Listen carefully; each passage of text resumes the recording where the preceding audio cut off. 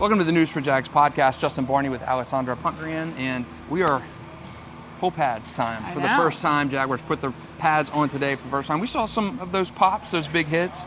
Not a smattering of those, but it was a good day at camp, and I think the biggest thing is the offense. They turned a corner today. Absolutely. I think part of that was because the running backs were able to put their pads on. You could see they were not going easy on the defense. They wanted to run right through those tackles, and they did. Trevor Lawrence did a really good job. Kyle Ashley and I were tracking the stats. No interceptions, one or two pass breakups, but offense looked really good today. Thankfully, after last week, obviously, we want to see a much better performance like we did today. It's been the story of training camp so far. What is wrong with Trevor?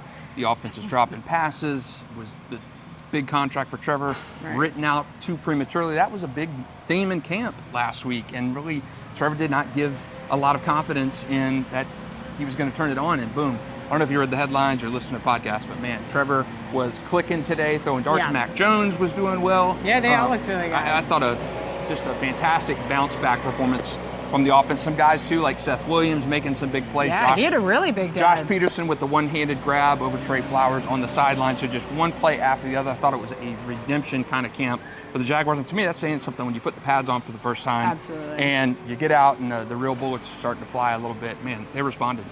And again, first week, maybe just some jitters from the offense, who knows, but now that the pads are kind of on, now the evaluation can really start. And I think it is definitely a testament to them that they had a much better day today when you actually could get physical. So maybe last week we'll put it behind us.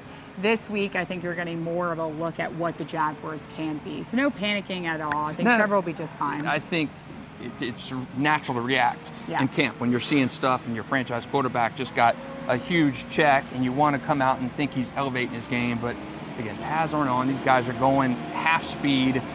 They're trying to work out kinks from last year, new faces. So I think it's really premature to kind of write the epitaph of the Jaguars offense this early in the season. And today's the reason why. I mean, Evan Ingram had a chance to talk to him yesterday, and he said, we're not concerned about anything. Right. Jamal had a chance to talk to Mitch Morris and said, hey, we're working on stuff that may work in the season, may not. We want to get good tape on that. So it's natural for fans to read into it and overreact. And why Brian Thomas Jr. He busts up a first-round pick? I mean, again, way too premature.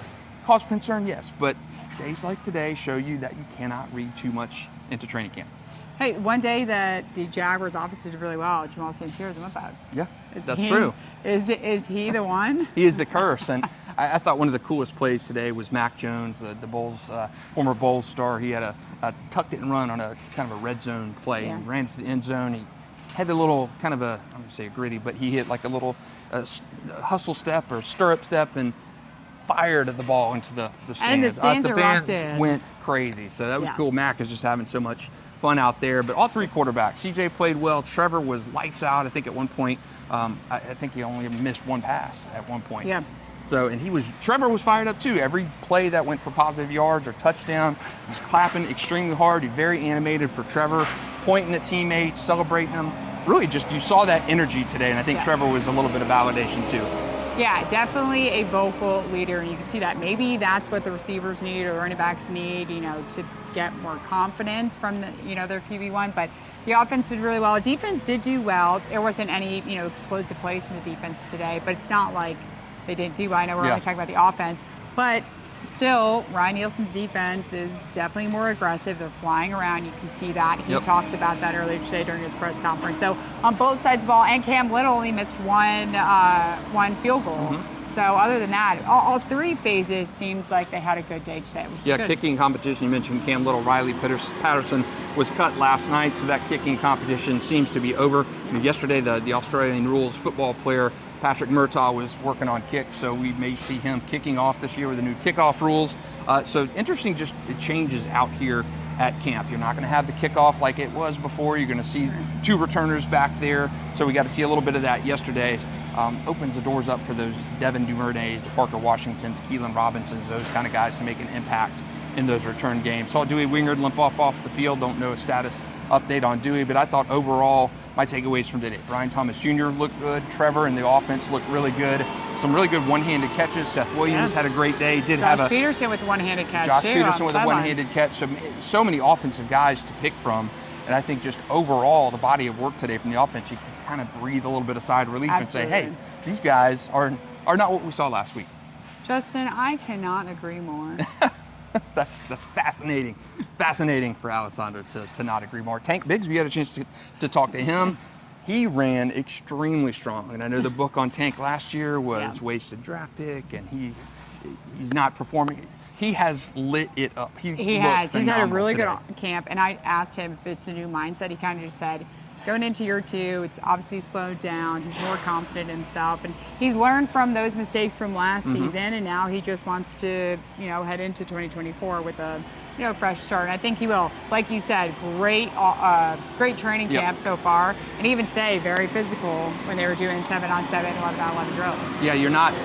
We saw some hits today. We saw some pops, but these aren't full wallops and stuff that you're going to see in game. But I thought Tank Bigsby running between the tackles, even if they were full popping, he was still scoring on a couple of these plays. He looked good, and that's good for a guy like Tank who had just such a forgettable rookie season. It seemed like every play he was involved in, it was a pass off his hands or something negative. So if you had a chance to talk to him, that full interview would be over at News4JAGs.com. I had a chance to talk to Trayvon Walker, so we heard from both sides of the ball on the first padded day of training camp, and more to come this week. Got one more practice tomorrow, and off day on Thursday. They're back at it Friday, then the big stadium practice on Saturday. And hey, we're getting close to preseason game 1. I can't believe it. We're a little over 1 week away, which is insane to think about. It's 1 week from Friday. The Chiefs come here and kick off that preseason road, and it's going to be huge for guys like Seth Williams, the Tim Jones, those types of players who are trying to fight and make that roster, because you got 53 spots. Remember, there's one cut this year. There's not 3 stages of cuts like we used to see. So August 10th, when the Chiefs come here, that is the first chance for those guys to really start making an impression.